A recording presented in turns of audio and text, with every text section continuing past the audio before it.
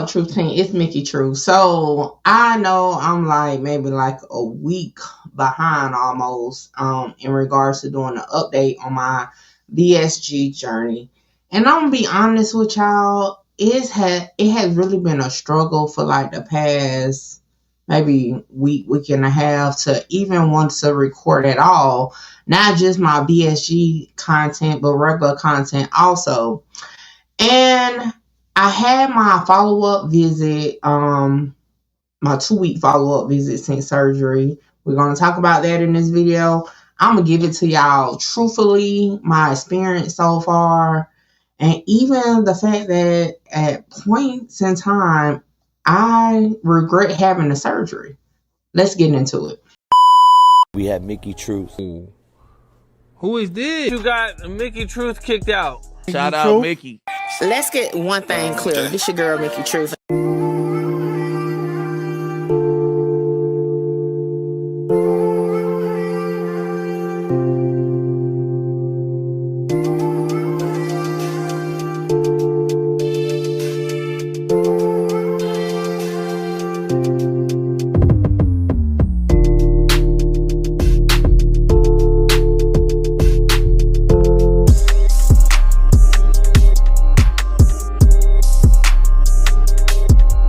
Alright, y'all. So listen, when your surgeon tells you or your like doctor team tells you that it's definitely gonna be changes after surgery, they ain't playing, okay?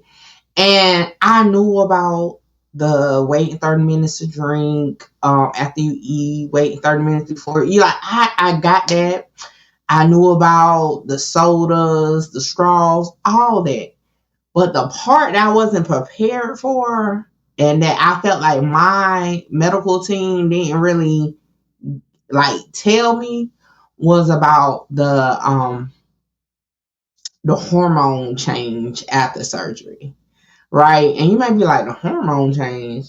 Yes. So on my last follow, I don't know if I put in my last follow-up video. I know I talked about it on live.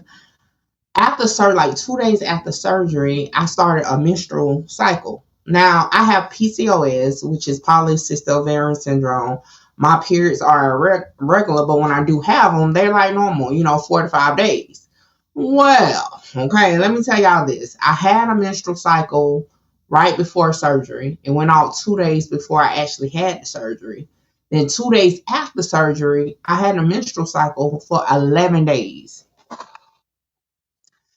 11 days. Like, when I say that was by far, because I was like, why is it back on that quick? You know what I'm saying? And it was like, well, your hormones change after surgery. Well, we should have talked about that a little more, because 11 days. 11 days. Now, not only did the menstrual cycle last 11 days, my mood was just all over the place. Hence why I didn't feel like doing content. It was like things was happening. My team was hitting me up like, yo, are you going to do a video? Are you going to do this? And I'm like, okay, yeah, I'm going to look at it. But I never got to it because and it wasn't that I was busy. It wasn't that, I just didn't want to. Like, literally, for a whole, like, the day after the 4th, so the July 5th was a Saturday, I literally laid around and caught up on TV shows all day. Like, I didn't talk to nobody. And it wasn't that, it was just like, I just woke up like, yeah, you know what, today I'm just chilling. Yeah, so it's kind of like I'm dealing with emotional something right now, right? So when I had my follow-up appointment, I was supposed to have it the day before the 4th, so last Thursday. Didn't feel like going to it. Like, on some real stuff, I just was like, I'm going to cancel, right? And I'm like, what the word? And I had so over the weekend, on the 4th of July, I had a great time. I went out to the cookouts, things like that. It wasn't as bad as I thought as far as like trying to be around people eating stuff. It wasn't that bad. But I just didn't feel like, it took so much out of me that day. I guess that's probably why I was like, man, forget it. So the following Monday is when I actually had my follow-up, and I told them, and they said that's just part of the process. And if it gets like too bad to the point like maybe depression or something, then I'm like, well, I'm not depressed. I just don't be feeling like, I just be like over it, because it's like in my regular day life, you know, I'm still moving around, going to the gym. It's just when it comes to doing my content, I just be like, yeah, yeah. But hopefully that goes away because y'all know I've been building this doing content for 3 years. So y'all just bear with me during that. I don't know. It's just one of those things. Just like I forced myself today to like get up to do content because I'm like, all right, I need to, you know, do something, but I don't like feeling like that because normally I could pinpoint why I don't want to do content. Maybe it's something like nothing to talk about, something like that. But like right now, it really has been things to talk about. It's just I just ain't been wanting to do it. Another thing, I've been dealing with dehydration a lot. The past week or so, I had to go to the ER because I woke up with burning chest pains. They said it was indigestion. And I believe it's because they took me because I have acid reflux even before surgery. And I was on medicine, but they took me off to do the over-the-counter Prilosec. And I think that was a bad switch up because when I went to the ER, they gave me the medicine I was normally taking, and it worked. So since then, I haven't been taking Prilosec. I was just taking a medication, and I've been feeling better. But I do feel dehydrated. Even now, I feel dehydrated. So I probably have to go back to the ER to get an IV fluid.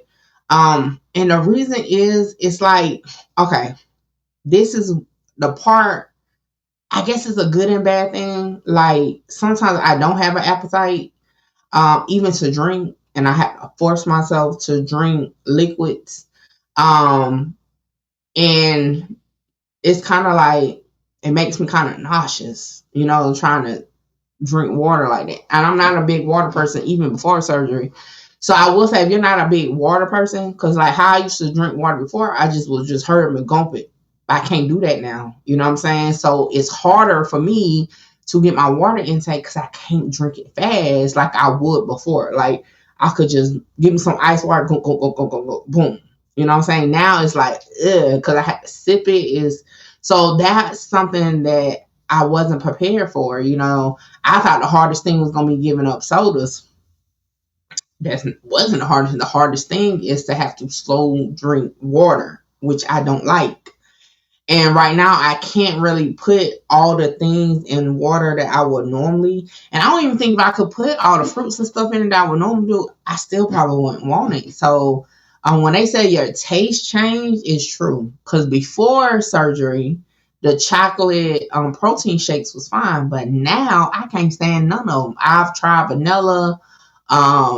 Like, I just don't like none of them. But again, it's part of the protein. Luckily, I am on puree soft food, so I can do more food now. So I try my best just to try to like eat a chicken breast or something, so I don't have to drink so many protein shakes. Okay, things like that. But like I said, I mean, at certain points, certain feelings that I feel since surgery, I do sometimes regret having it because I just feel like, well, maybe I could have did this without the surgery. But then on the other side, I had to think about like I've tried so many different things over the years. Wegovy, I didn't lose no weight on Wegovy. Okay, I tried the pills. What was that called? I can't even think of it. You know what I'm saying? That really didn't do much for me. I did lose 50 pounds on my own naturally, but gained it right back. So it was more so of a crash diet, like, you know, just basically starving to a certain degree. I really wasn't focused on how I'm going to keep it off long term.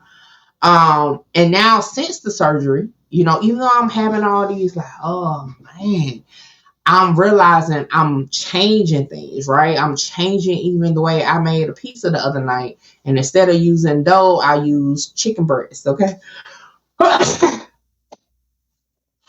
use ground chicken as the base. So I'm looking for other ways to add more protein, add better choices to my diet. I wasn't doing that before. So I will say that's upside of having the surgery because it's making me actually think. I'm writing my grocery list out. You know, I bought cookbooks that's focused on this. Just right now, my body is going through so many changes I wasn't prepared to like really go through. So sometimes, you know, like with the drinking, it's just like sipping it. It's just like, I'm thirsty. But at the end of the day, like, gonking it is not gonna make you not dehydrated. Okay. So what I would recommend for those that's thinking about having a surgery or just had the surgery is really just have an open mind that your body is gonna change. And some things to you at that moment is gonna be like, this not worth it. But at the same time, you just got to see it through and it gets better. I'm still getting through that process. You know what I'm saying? I see the scale going down. Y'all know I am currently 278 pounds, which is okay. I am 9 days away from being a full month. So I have lost, I started at 319 on June 9th. Like literally on June 9th, I was 319 pounds. On my surgery day, which was June 19th, I was 305. So since surgery, I have went from 305 to 278. And again, I do go on the treadmill at the gym 3 to 5 times a week, but only for like 20 minutes. I don't be in there long. I normally just walk around my house and it's coming off. So I am happy that I'm under 300. Okay. I'm trying to never go back up there. Okay. So I feel like the stuff that I regret about the surgery, I feel like is a small, discomfort to get to where I need to be. Okay. So what I would say is just, again, I understand I can't drink the water like that. It's not doing it. So I go every week to get fluids. That helps me out. I also understand that I may not be per se hungry, but I have to stick to the schedule. So I try every 2 hours, even if it's just a Jello or something, to eat something, because you don't want to starve yourself, because then you're already lacking, nutrients and stuff. I did have to switch up the vitamins because I did not like those things. It was nasty. Okay. And, I'm not a big medicine person. And when I do take medicine, it's real quick. I can't do nothing real quick no more. So I'm able to do gummies now. So I decided just to do the gummies because the chewables was awful. Okay. But yeah, that's pretty much where I'm at. Like I said, it's definitely a day-to-day process. But I'm just being truthful with y'all on how it's going for me. So for now, that's my update. I will see y'all in like I might just wait until my month and then come back to talk about it, just to give myself time to get together with trying to do content. But I'll definitely give y'all a month update after I see my actual surgeon who did the surgery for me. And then I'll let y'all know where I'm at. But hey, hand claps, 278. I'm gonna tell y'all, I haven't been 278 in over a year. The last time I actually was like focused on my weight had to be like the end of 2023, beginning of 2024. And I was like 280. So now I'm 278. So hopefully next step, my next goal is to get down to 260. When will I get there? I don't know. But I will definitely keep y'all updated. Make sure you like, comment, share, subscribe, tell a friend to pull up on your girl, Mickey Truth. Catch y'all next one. This is the weakest. Give a fuck about what they scream. Holla! Shout out Mickey. Mickey, you gonna be big. Like I'm trying to conquer the world, coming from where I come from. Hey, this your girl, Mickey Truth, #1 blogger in South Carolina.